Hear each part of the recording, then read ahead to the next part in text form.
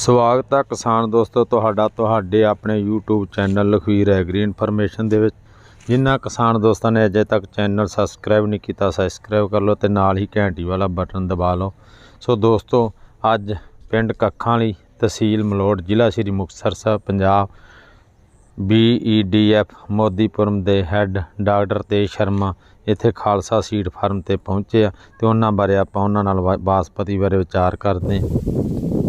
Doctor साहब ये जी बासमती की जी IR लुधियानी नवी वैरायटी की PB 1885 ये 3 अगस्त की सोइंग ट्रांसप्लांटिंग की हुण इहनूं की करना चाहिए जिंदे इहदे तो असीं वधिया झाड़ ते वधिया प्रॉफिट लै सकीए। देखिए, पहले तो आपको बताइए कि आप नई वैरायटी यहाँ से दूर दूर जाके और थोड़ा थोड़ा लेके आए हैं और उसको लगाया है। लेट मिली होगी तो आपने 3 अगस्त को लगाया है। अभी जो 3 अगस्त के हिसाब से देखें तो इसमें टिलरिंग अच्छी है। हाँ जी, क्योंकि अभी आपने 16 दिन हुए हैं इसे। हाँ जी सर। लेकिन यदि आप इस समय पर पानी भर के हाँ जी। एक पाटा और चला दीजिए तो उससे क्या होगा, ये जो काई सी जम रही है, जो हार्ड लेयर बन रही है, तो क्या होता है जो हमारे माइक्रो ऑर्गेनिज्म है, सूक्ष्म जीव तत्व है, वो थोड़े इतने सक्रिय नहीं हो पाते। यदि पाटा चलाते हैं तो ये मिट्टी की जो लेयर टूटेगी तो उससे क्या होगा कि वो सूक्ष्म तत्व सक्रिय होंगे और उससे जो ज़मीन के अंदर भोजन पड़ा है वो ये पौधे की जड़ें बढ़िया से लें। जड़ों का विकास अच्छा होगा तो पूरे पौधे का भी विकास अच्छा होगा। इसके अलावा जो आपके कल्ले निकल रहे हैं, टिलरिंग है, ये देखोगे आप 1.5 से 2 गुना हो जाएगी। तो मेरी आपको यही सलाह है कि आप इसमें आधे में कीजिए और आधे में नहीं कीजिए और फिर अनुभव कीजिए कि आपने जो किया जिसमें कोई पैसा नहीं लगना है, एक कोई कड़ी ले लो, कोई पाटा ले लो और उसको आप चला दोगे तो आपको अपने आप अंतर नजर आने लगेगा। डॉक्टर साहब जिहड़ा पाटा है मतलब किन्ने को वजन वाला चाहिए, किन्ना चौड़ा? लगभग 15 किलो के आसपास उसका वजन हो। हाँ जी। चौड़ाई तो आपके ऊपर है क्योंकि उसमें रस्सी बांध के आपको खींचना है, तो ज़्यादा चौड़ा होगा तो खींचने में श्रम ज़्यादा लगेगा। ठीक है। तो कोशिश करें 2 मीटर के आसपास, 2-2.5 मीटर 3 मीटर का बना लें और रस्सी बांधें और रस्सी थोड़ी लंबी रखें। कई बार क्या होता है छोटी रस्सी रखते हैं तो पाटा तो ऊपर उठ जाता है, टच तो हो रहा है, लेबर कह रही है मैंने तो चला दिया, लेकिन वो जब तक रगड़ेगा नहीं ज़मीन के साथ तब तक मज़ा नहीं आएगा। तो लंबी रस्सी रख के फिर चलाएं और हो सके तो उस पाटे के अंदर कुछ कील या कुछ आपके पास नट बोल्ट हो तो वो और लगा लीजिए। प्लेन ना लीजिए, बांस लीजिए, उसमें गांठें जैसी होती हैं तो वो रगड़ लगती है, या लकड़ी का कोई आप टुकड़ा ले लीजिए, उसको भी कर सकते हैं। मतलब जमीन थले खुरचना है, सीधी सीधी बात ये है। और ये एक स्ट्रोक थेरेपी का भी काम करता है। जो गांठ है जहाँ से ये कल्ले निकल रहे हैं उस पर जब ये स्ट्रोक लगता है वो भी एक्टिव हो जाता है।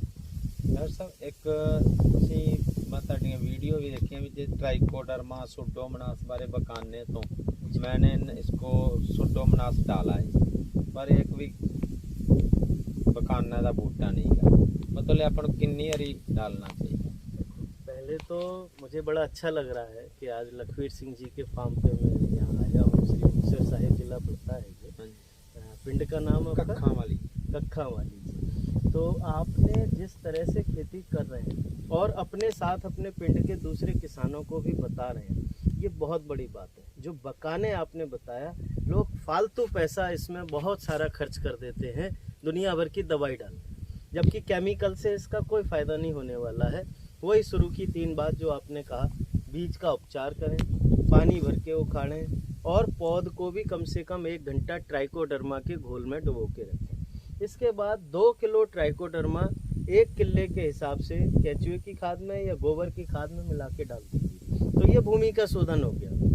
जो भूमि में स्पोर्स थे इन पर भी कर सकते हैं, तो आपको शायद किसी भी बीमारी के लिए दवाई की ज़रूरत नहीं होगी। ये ट्राइकोडर्मा और स्यूडोमोनास 2 रामबाण हैं आपके पास, जो लगभग फ्री जैसे में मिलते हैं, सस्ते में मिलते हैं। आप कृषि विश्वविद्यालय खेतीबाड़ी केंद्र जाके वहाँ से ले सकते हैं।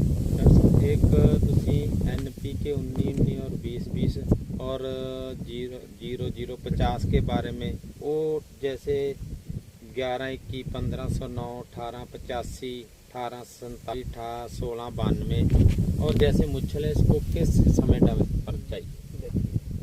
जो आपने NPK की बात कही, सीधी बात है, आप खूब सारा खाना खाते हैं और आप संयमित रूप से जो शरीर को चाहिए सही समय पे खाना खाते हैं। आप दिन में 6 बार खाएंगे तो आपका स्वास्थ्य सही नहीं रहने वाला, हाजमा ठीक नहीं रहेगा, कुछ ना कुछ गड़बड़ होगा। लेकिन आपने फिक्स कर लिया है कि मुझे इतना अब खाना है, इतना अब खाना है, तो आपका शरीर ठीक चलेगा। ऐसे ही पौधे का है, इसको जब खाना चाहिए उस समय यदि हम देते हैं, जैसे कोई हल्की सी भी दिक्कत है ना तो आप टेबलेट लेते हैं विटामिन्स की, मिनरल्स की, उसी तरह से है कि जब हमारी बोब बनना शुरू होती है और जब निकलती है, बाहर आती है, जब बाली जो आपका मंजर है बाहर आता है, उससे 35 दिन पहले वो बनना शुरू होती है। तो उस समय आप 19-19-19 का एक स्प्रे कर दीजिए 1.5 से 2 किलो प्रति एकड़ के हिसाब से। उससे आप देखेंगे कि आपके पेनिकल की, बाली की लंबाई बढ़ जाएगी, मंजर की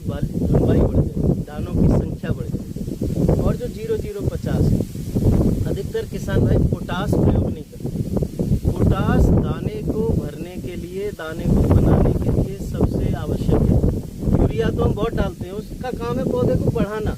अब बढ़ाना एक उम्र तक होता है, जैसे हम लोगों की हाइट बढ़ गई, उसके बाद अब आपकी हाइट नहीं बढ़ेगी, भले ही आप कितना भी घी पीते रहो, कुछ भी करते रहो।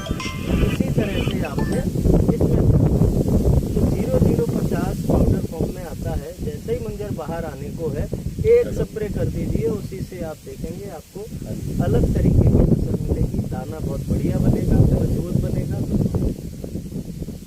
फंगीसाइड जैसे आपने बोला था एमिस्टार, कस्टोडियो, नेटिवो वगैरह, उसकी दवाएं।